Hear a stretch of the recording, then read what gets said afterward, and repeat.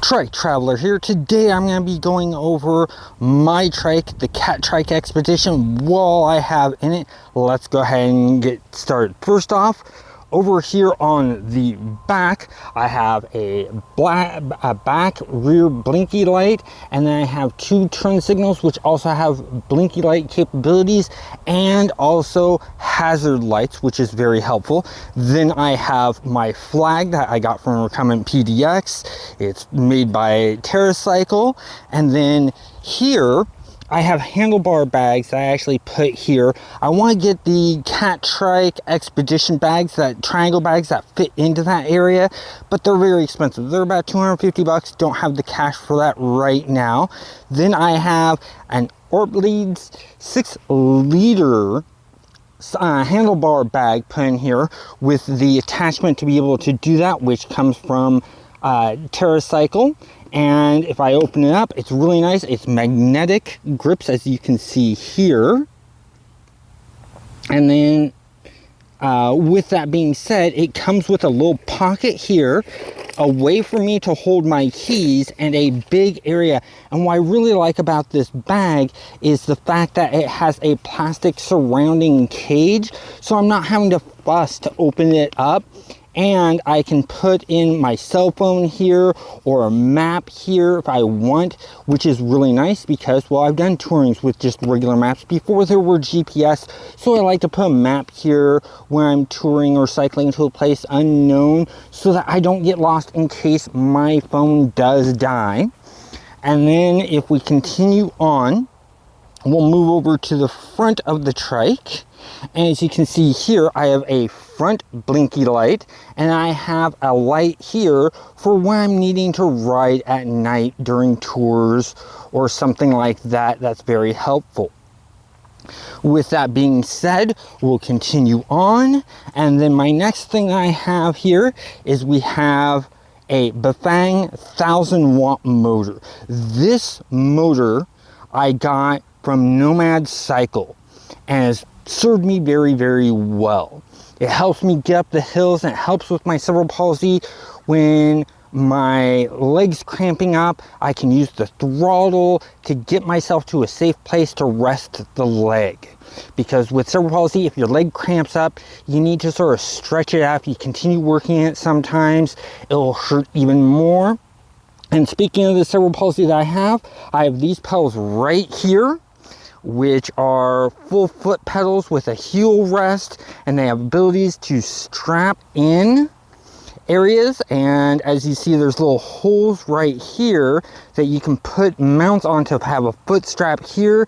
You can also do a heel strap over here, which is nice. And I did do regular pedals with a strap for a while, but my left foot was cramping up, which is where my cerebral palsy is. And so this full foot pedal with this heel spot makes it so I don't get the foot suck that you can have happen to you on a trike. And it allows me to move my foot around when I'm starting to feel some tingling or cramping and stuff like that. That's very, very helpful. Over here is where I have my battery mounted.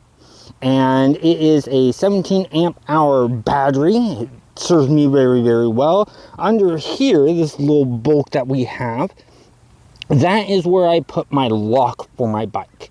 So very useful thing. Now, I want to go ahead and I'm going to sit in the trike, because what I want to do is I want to show you guys the cockpit and from my view. So, yeah. Move my helmet here real quick. So we're in the cockpit area, and the first thing I want to talk about is my quad lock. This is a quad lock for my phone. This is where my phone goes. I have a new phone and I'm recording with that phone right now. That's why you're not seeing the phone there.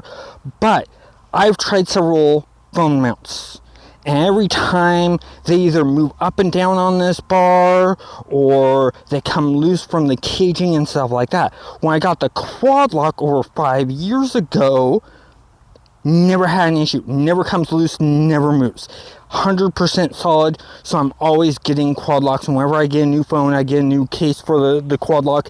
If you have a phone that doesn't have a case for the quad lock, they have stickies that can be put on it, which is nice. And then I have my shifting for my back gears, and then below that, right here, you'll see I have a cord dangling here.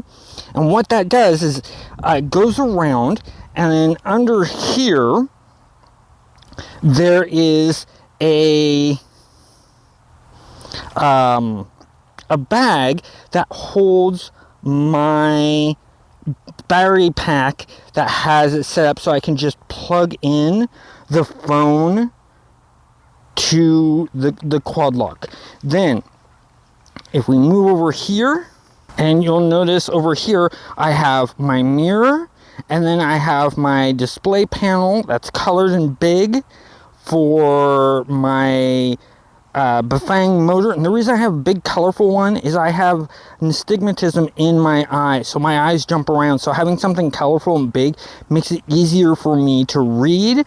And then I have the throttle right here, and then back here, let's get a better angle here. So right here is my controller, and this is the controller for the Bafang, and it allows me to power on everything like that. And then the controller next to that, that is for my flashers. And this is really good because when I turn the flashers on, let's say I turn that one on, you'll notice, let me get up here.